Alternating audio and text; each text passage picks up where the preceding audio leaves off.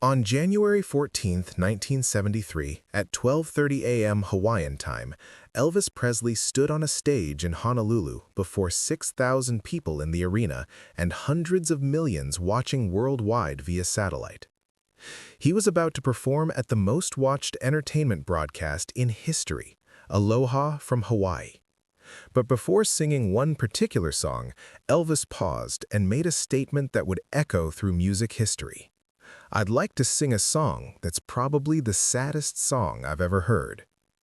What followed was a performance so emotional that moisture, whether tears or sweat, was visible on Elvis's face as he sang about being so lonely he could cry.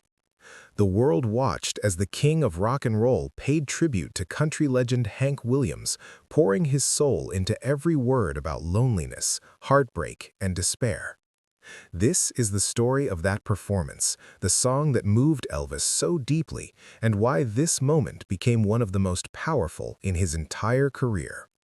It was late 1972, and Colonel Tom Parker had convinced Elvis to do something no solo entertainer had ever done before: perform a concert that would be broadcast live via satellite to countries around the world. The concept was ambitious, expensive, and risky. But if anyone could pull it off, it was Elvis Presley. The idea came to Parker in February 1972 when he watched President Richard Nixon's historic visit to China broadcast via satellite. Parker immediately saw the potential for Elvis to make entertainment history in the same way. He approached NBC's President Tom Sarnoff with the proposition, and they began planning what would become Elvis, Aloha from Hawaii via satellite. The concert would be held at the Honolulu International Center Arena in Hawaii, a location chosen for its strategic position in the Pacific that would allow optimal satellite transmission to Asia, Australia, Europe, and eventually the United States. The production cost was staggering for the time: $2.5 million, equivalent to about $18 million today. Elvis was 38 years old in 1973, and this concert represented a critical moment in his career. After years of making formulaic movies in Hollywood, he had successfully reinvented himself as a live performer with his 1968 comeback special and his Las Vegas residencies. Now he had the opportunity to reach the largest audience any entertainer had ever performed for in a single event. But there was pressure. Enormous pressure. The world would be watching. Every note had to be perfect. Every movement would be scrutinized. Elvis knew this concert would define his legacy for a new generation of fans around the globe. In the weeks leading up to the broadcast, Elvis went on a crash diet to get in shape for the cameras. He worked with his costume designer Bill Ballou to create what would become one of the most iconic stage outfits in music history, the American Eagle jumpsuit. The white suit was studded with jewels, not rhinestones as many incorrectly state, and weighed over 70 pounds. The matching cape weighed another 40 pounds and cost $8,000 alone. Elvis arrived in Hawaii on January 10, 1973, and immediately began rehearsals. A dress rehearsal concert was scheduled for January 12th, performed before a live audience in case technical problems occurred during the actual satellite broadcast 2 days later. That rehearsal would also be recorded and later released. Elvis was in excellent form. His voice was powerful, his energy high, his appearance slim and handsome after the diet. This was Elvis at his peak, confident, charismatic, and ready to show the world why he was still the king. The concert was scheduled for an unusual time, 12:30 a.m. Hawaiian time on January 14, 1973. This odd hour was chosen so the broadcast could air live during prime time in Asian countries like Japan, South Korea, Thailand, and the Philippines. European countries would see a delayed broadcast, and the United States wouldn't see the special until April 4, 1973, due to a scheduling conflict with Super Bowl VII. As Elvis prepared for the performance, he carefully considered his set list. He wanted a mix of his classic hits and newer material. He wanted up-tempo rockers and emotional ballads. And he wanted to include something special, a tribute to one of his heroes. Elvis had always loved Hank Williams. The country music legend had died tragically on January 1st, 1953, just as Elvis was beginning his own career. Williams's songs about heartbreak, loneliness, and pain had deeply resonated with young Elvis, who would often sing Williams's songs in private settings with friends and family. One song in particular had always affected Elvis profoundly. "I'm So Lonesome I Could Cry."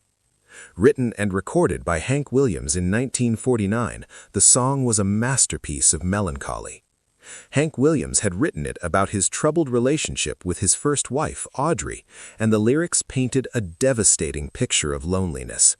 A whippoorwill too sad to fly, a robin weeping as leaves die, a falling star lighting up a purple sky, wondering where love has gone. Elvis had once told friends that it was probably the saddest song I've ever heard.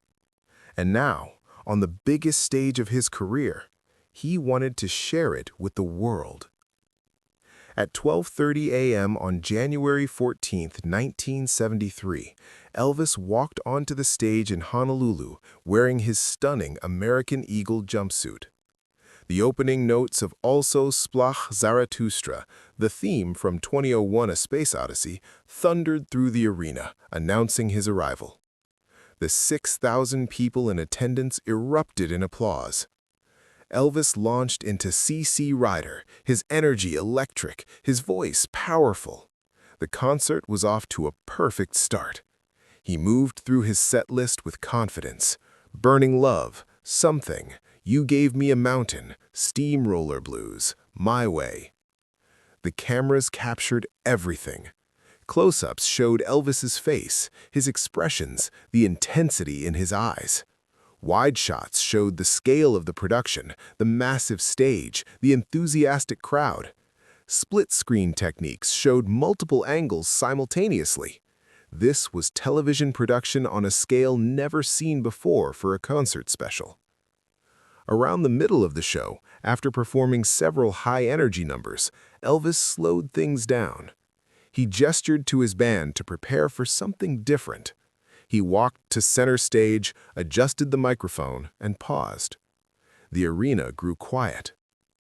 And then, Elvis spoke the words that would become legendary. "I'd like to sing a song that's probably the saddest song I've ever heard." He paused again, reaching up to wipe at his eyes. Some who were there said he was wiping away actual tears before even beginning the song. Others said it was sweat from the hot stage lights and his exertion from the previous numbers, but either way, the emotion was real. Elvis began to sing. The opening lines about the lonesome whippoorwill that sounds too blue to fly flowed from Elvis with a tenderness and vulnerability that was stunning.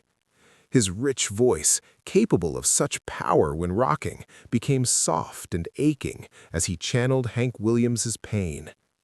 As Elvis sang about the robin that weeps when leaves begin to die, about how it means the bird has lost the will to live, something remarkable happened. His voice began to crack with emotion. The professional performer who could command any stage was being overcome by the song's devastating sadness. The cameras caught it all. Moisture, whether tears or sweat, was visible on Elvis's face as he sang. His expression showed genuine pain, genuine connection to the words he was singing. This wasn't a performance in the traditional sense.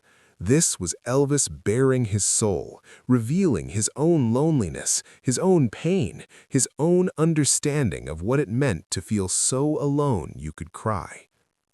Those watching around the world sat transfixed. In Japan, where an estimated 37.8% of all television viewers tuned in, audiences watched in silence. In the Philippines, where an astounding 91.8% of viewers watched, people were moved to tears. In Hong Kong and South Korea, where 70 to 80% of the audience tuned in, the King's emotional performance resonated across cultural and language barriers. Because loneliness is universal, pain is universal, and Elvis in that moment was channeling something that every human being has felt at some point, the crushing weight of being alone. As Elvis sang the final verse about the silence of a falling star lighting up a purple sky while wondering where love has gone, his voice carried such conviction that even his band members were affected. They had seen Elvis perform hundreds of times, but this was different. This was personal. When Elvis finished the song, there was a moment of silence in the arena. And then the applause came. Not the screaming, frenzied applause of teenage fans, but the respectful, moved applause of people who had just witnessed something profound. Elvis, still emotional, simply said, "Thank you. Thank you very much." And then he moved on to the next song, the professional performer once again in control. But that moment, those few minutes of "I'm So Lonesome I Could Cry" would become one of the most talked about performances of his career. Why did this song affect Elvis so deeply? What was it about those lyrics that moved him to such visible emotion? To understand that, you have to understand where Elvis was in his life in January 1973. On the surface, everything looked perfect. He was at the peak of his powers as a performer. He was about to broadcast to the largest audience any entertainer had ever reached. He was healthy, slim, energetic, and an excellent voice. The concert would go on to be a massive success, with the album reaching #1 on the Billboard charts, his first #1 album in 8 years. But underneath the success, Elvis was struggling with profound loneliness. His marriage to Priscilla had ended. They had separated in February 1972, almost exactly a year before the Aloha broadcast. Though their divorce wouldn't be finalized until October 1973, Elvis knew the marriage was over. He had lost his wife, his companion, the woman he had molded into his ideal partner. More painfully, he had limited access to his daughter, Lisa Marie, who was only 4 years old. Elvis adored his daughter, but the separation from Priscilla meant he couldn't see her as often as he wanted. The loneliness of being apart from his child cut him deeply. Elvis was also still grieving his mother, Gladys, who had died 15 years earlier in 1958. That wound had never truly healed. Gladys had been the most important person in Elvis's life, and her absence left a void that nothing could fill. And despite being surrounded by people constantly, his band, his entourage, his fans, Elvis was lonely at his core. The isolation of fame, the inability to trust people's motives, the constant pressure to be Elvis Presley rather than just Elvis, it all contributed to a deep, aching loneliness that few people understood. So when Elvis sang Hank Williams' words about being so lonesome he could cry, he wasn't just performing a song. He was expressing his own truth. The Aloha from Hawaii broadcast was watched by an estimated 150 to 200 million people live and on delayed broadcasts. Colonel Parker's claim of 1.5 billion viewers was an exaggeration, though still impressive for the time. In the United States, when NBC finally aired the special on April 4, 1973, it became the network's highest-rated program of the year, attracting 51% of the television viewing audience, more American households than had watched the moon landing. The album, Aloha from Hawaii via satellite, was rush-released by RCA Records on February 4, 1973, and became a massive hit. It reached #1 on the Billboard Pop chart and stayed there for weeks. It was certified gold within a week and eventually went 5x platinum. For Elvis, it was a triumphant return to the top of the charts after years of declining sales. Critics praised the special. While some complained that Elvis's performance was too polished and lacked spontaneity, most acknowledged the power of his vocals and his commanding stage presence. And many specifically mentioned "I'm So Lonesome He Could Cry" as one of the highlights of the evening. One reviewer wrote, "When Elvis sang that Hank Williams song, you could see it meant something to him. He wasn't just going through the motions, he was feeling every word." Fans who were at the concert spoke about the moment for years afterward. Many said it was the most moving part of the entire show. Not the big production numbers, not the spectacle of the American Eagle cape, but Elvis standing alone with his vulnerability showing, singing about loneliness. For Elvis himself, the Aloha special represented both a triumph and a turning point. He had proven he could still command the world's attention. He had shown he was still relevant, still powerful, still the king.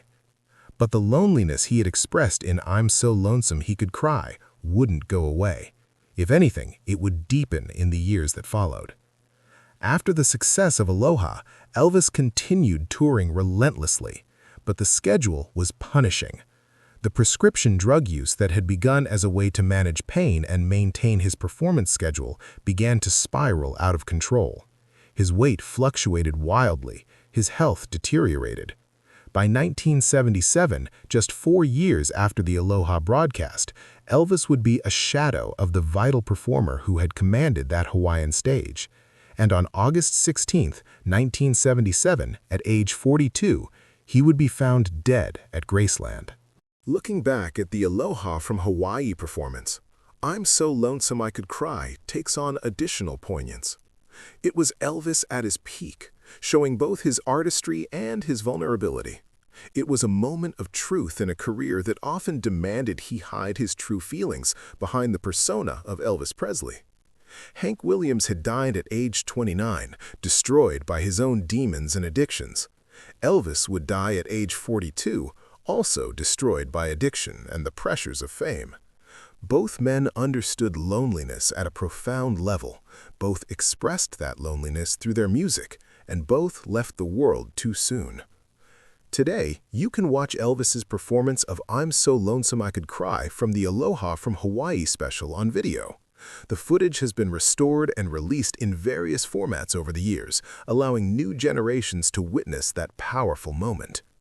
When you watch it, pay attention to Elvis's face as he sings. Notice the way his voice cracks with emotion on certain lines. Notice the moisture on his face. Whether tears or sweat, it represents something real, something vulnerable, something true. And remember his words before he began. "I'd like to sing a song that's probably the saddest song I've ever heard." For Elvis Presley, who had everything, fame, fortune, talent, adoration from millions, the saddest song was about loneliness. Because all the success in the world couldn't fill the void inside him, couldn't ease the ache of being fundamentally, profoundly alone. On January 14, 1973, before hundreds of millions of viewers worldwide, Elvis revealed that truth.